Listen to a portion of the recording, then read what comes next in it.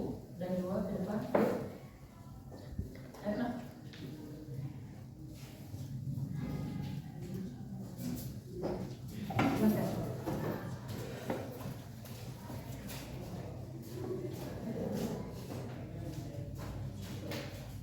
Mari kita sambutkan hati kita, mari kita bernyanyi.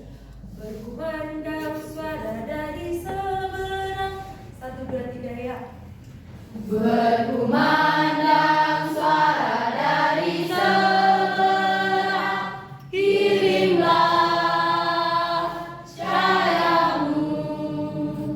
Banyak jiwa dalam dosa menyerang, kirimlah cahayamu.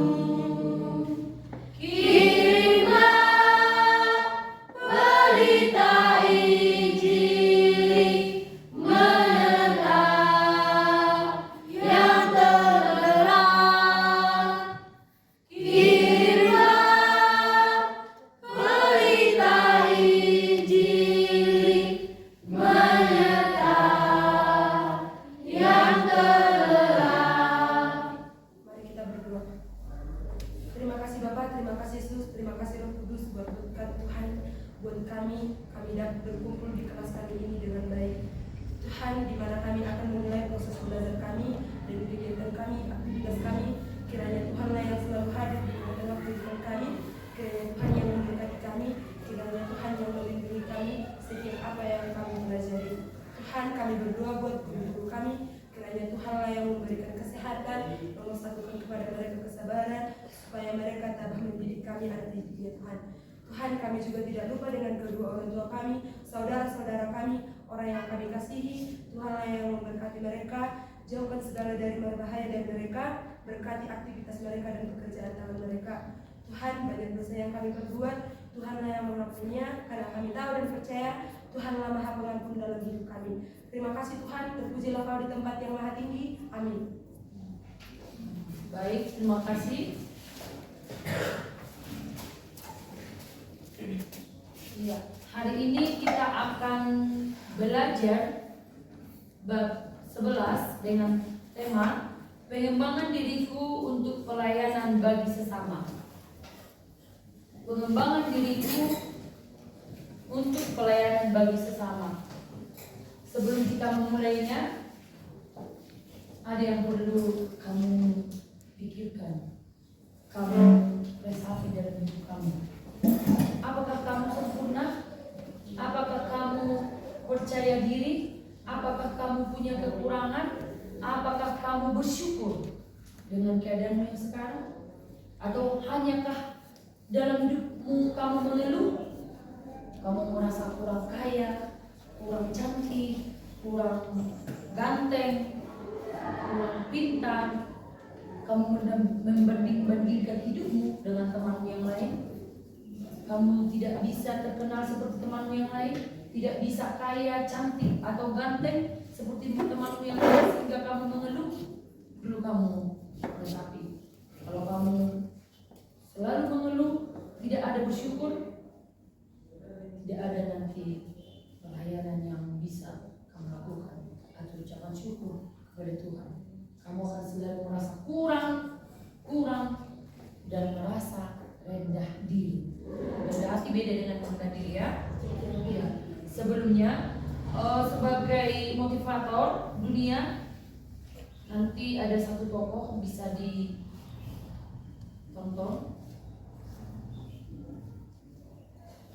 Jika ibu lihat bukti bahwa Tuhan dengan darah adil, maka berkacalah pada kisah dari seorang pria yang bernama Nick Vujicic. Meskipun ia terlahir tanpa tangan dan kaki, namun ia berhasil menjadi inspirasi bagi banyak orang di dunia. Nick Vujicic lahir di sebuah rumah sakit di kota Melbourne pada tanggal 4 Desember 1942. Orang tuanya sangat terkejut ketika melihat keadaan putra mereka yang lahir tanpa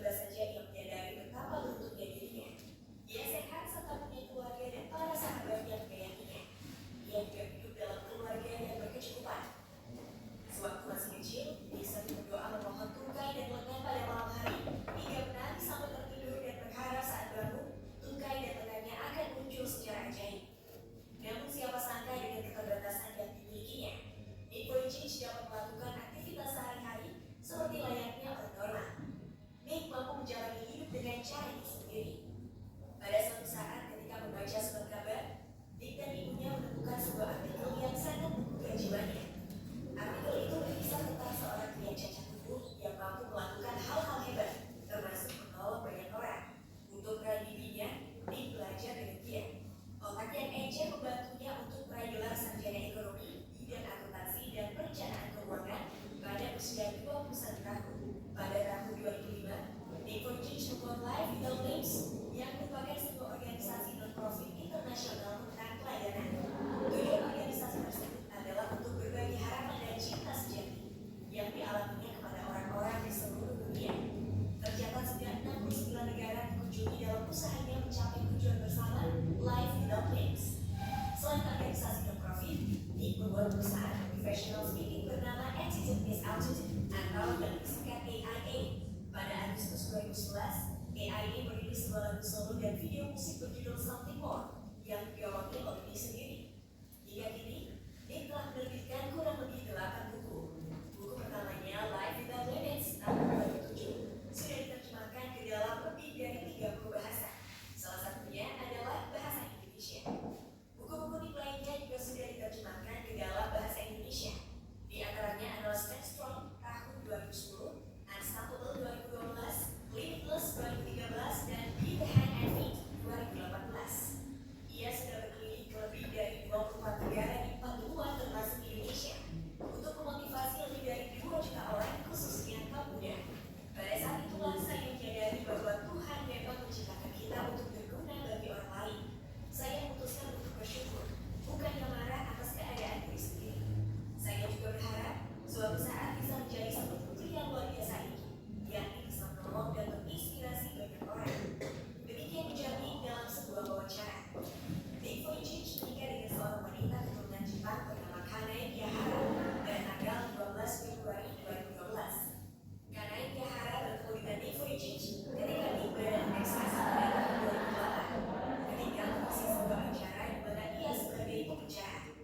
Dari pernikahannya tersebut, keduanya sudah dikaruniai seorang anak. Mungkin sosok Nick bisa kita jadikan sebagai inspirasi. Dengan keterbatasan diri mulai dari lahir, banyak sekali kesuksesan dan hal yang bisa diperbuat untuk pencerahan dua orang yang bermotivasi. Tidakkah kita tergerak untuk melakukan lebih karena Tuhan menciptakan kita sebagai ini? Baiklah, dari video tersebut sudah bisa kamu tangkap apa pesan dan pesan yang kamu lihat dari situ kan? Sudah Bu? Ya, buat dulu tugasnya nanti dari video tersebut pesan apa yang sangat menyentuh kepada dirimu sendiri, pesan apa yang bisa kamu lihat, yang kamu rasakan, yang kamu ingin tiru dari seorang pencipta dunia, ya? Iya. Coba dulu, nah, orang bagikan dulu soal untuk tugas kelompok nanti.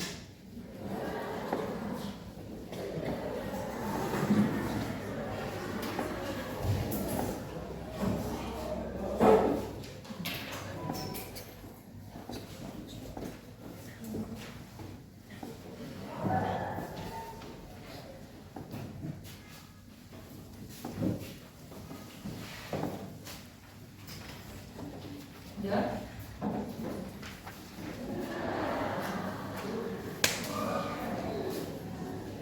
Oke, nanti di sana kamu diskusikan dengan teman kelompokmu, bersama teman kelompokmu 2 atau 3 orang. Kamu buat di sana pembelajaran apa yang perlu, yang dapat kamu teladani mengenai pelayanan kepada sesama dari Nick Vujicic, ya.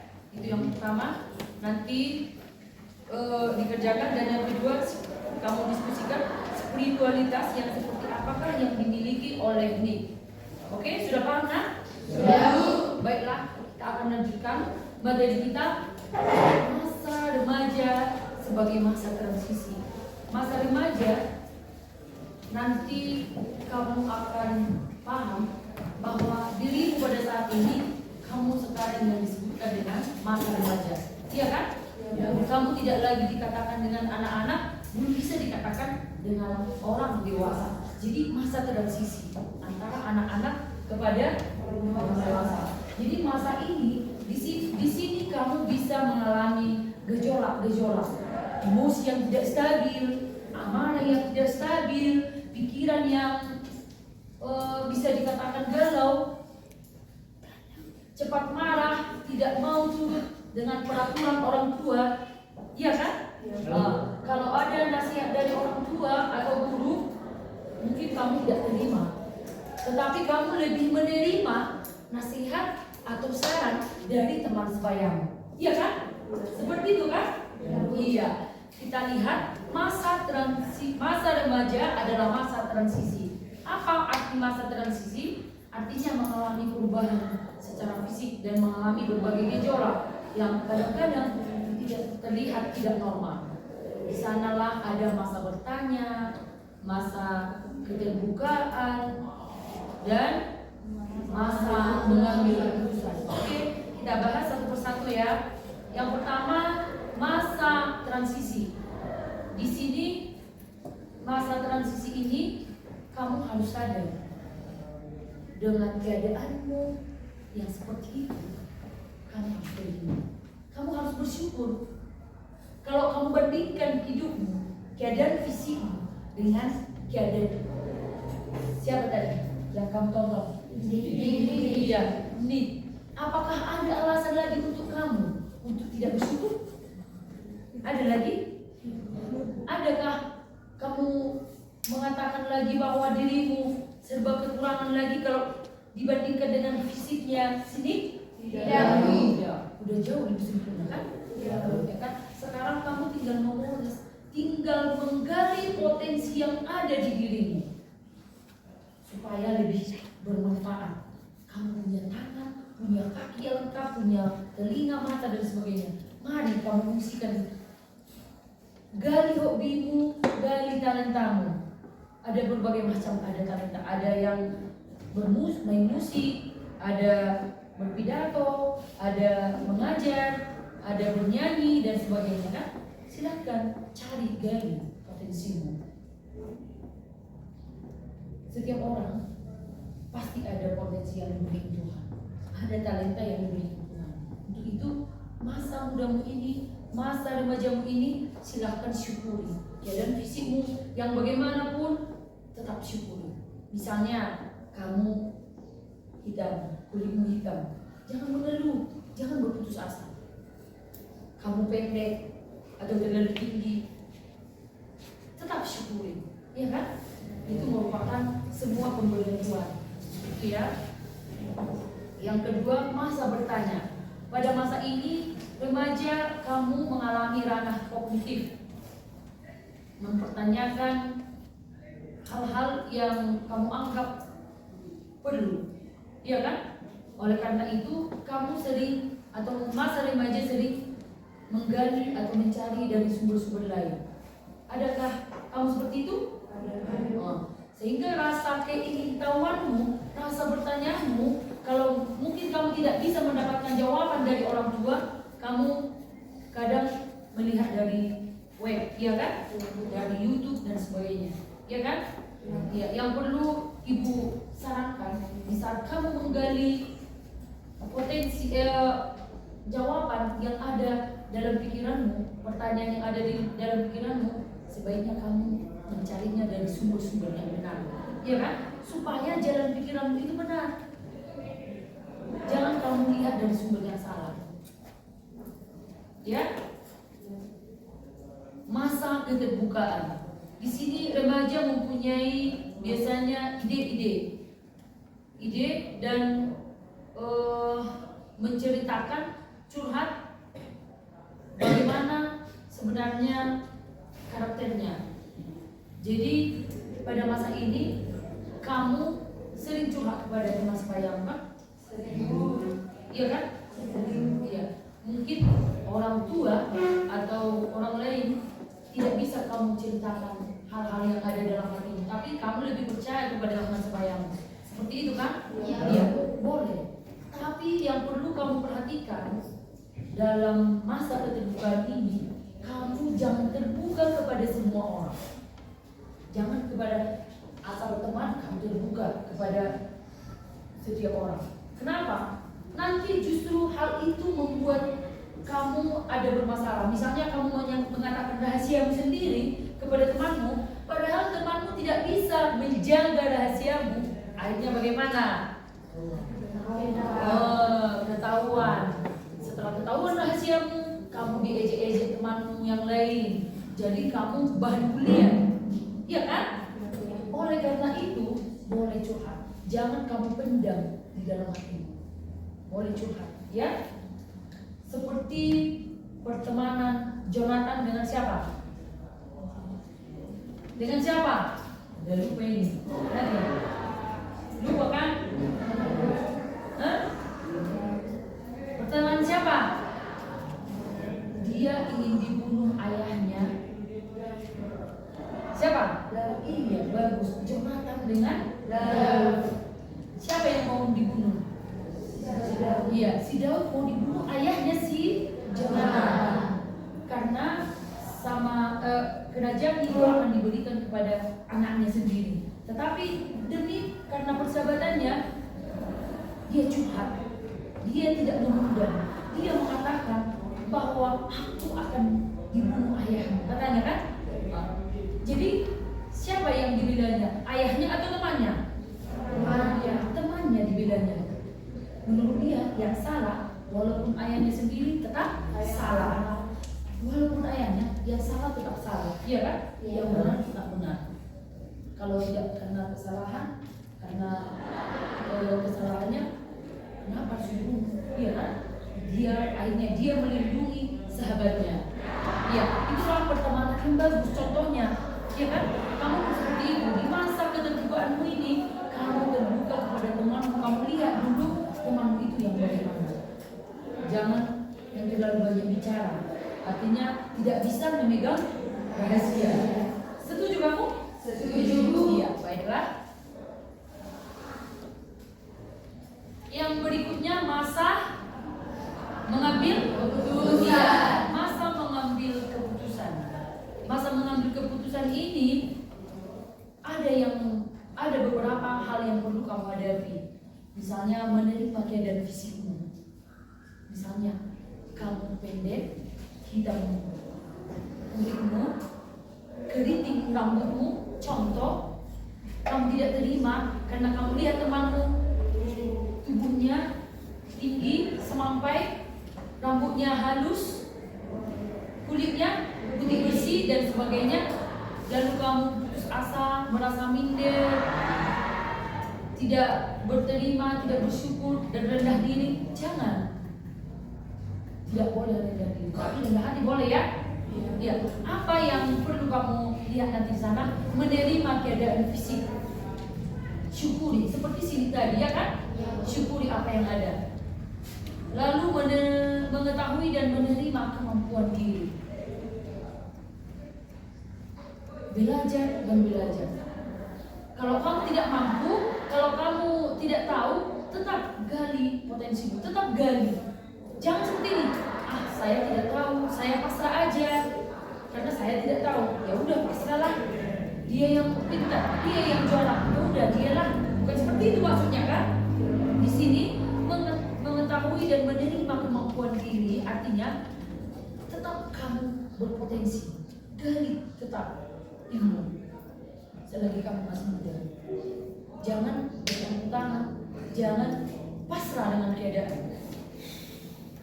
Seperti pepatah mengatakan, setumpul-tumpulnya Pisau dijajah pasti tajam. Iya, jadi kalau kurang pengetahuanmu jangan langsung putus asa. Itulah ilmu. Setumpul-tumpulnya pisau jika diasah pasti tajam. Maka belajar dan belajar supaya pikiran dan otakmu itu akan tajam. Memantapkan kepribadian dengan nilai dan norma yang positif. Iya, jadi kalau kamu terapkan ini, nanti kamu akan bersikap atau berpikir positif dalam kehidupanmu, ya kan? Ya? Ya. Oke, baiklah, berdiri dulu semua.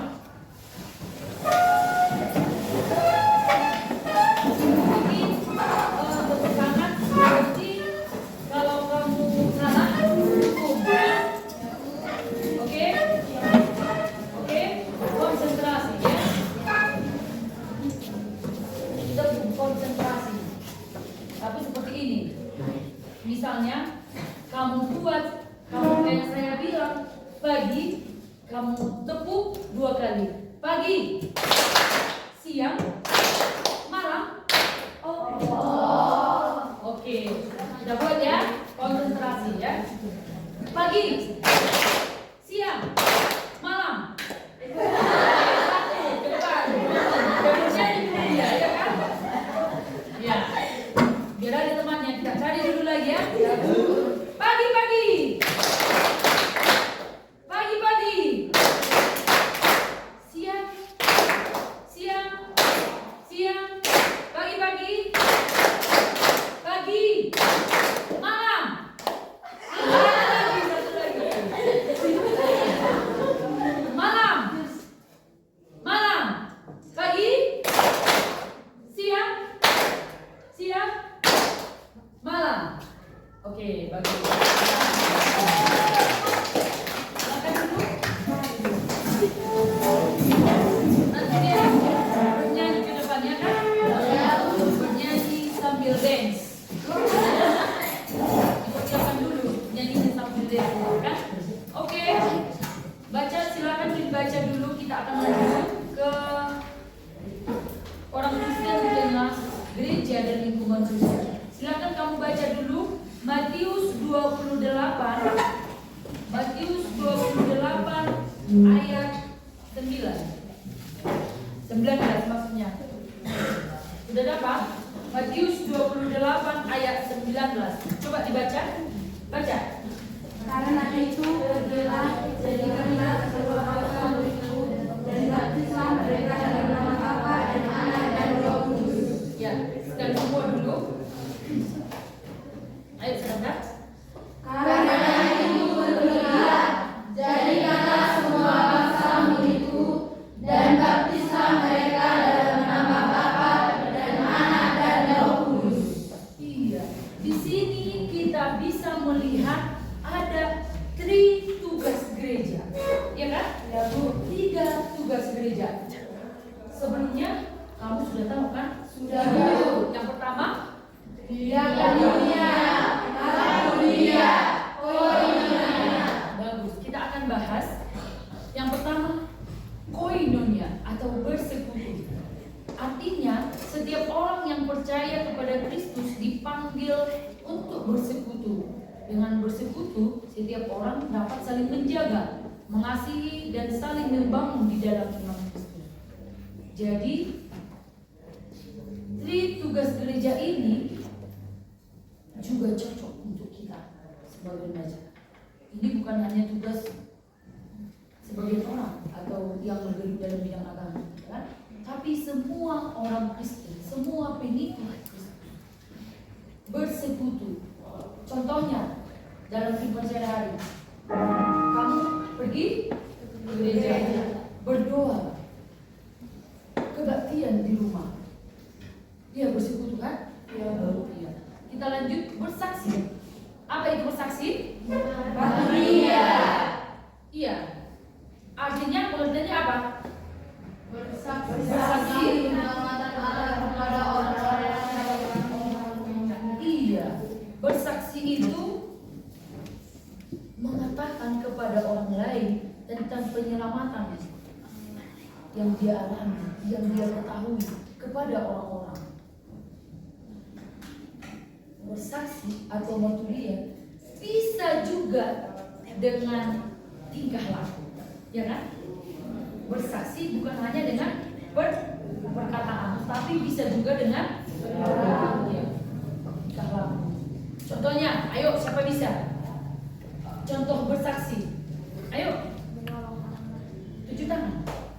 Ya, tidak dengarkan? menolong orang lain. Iya, apalagi?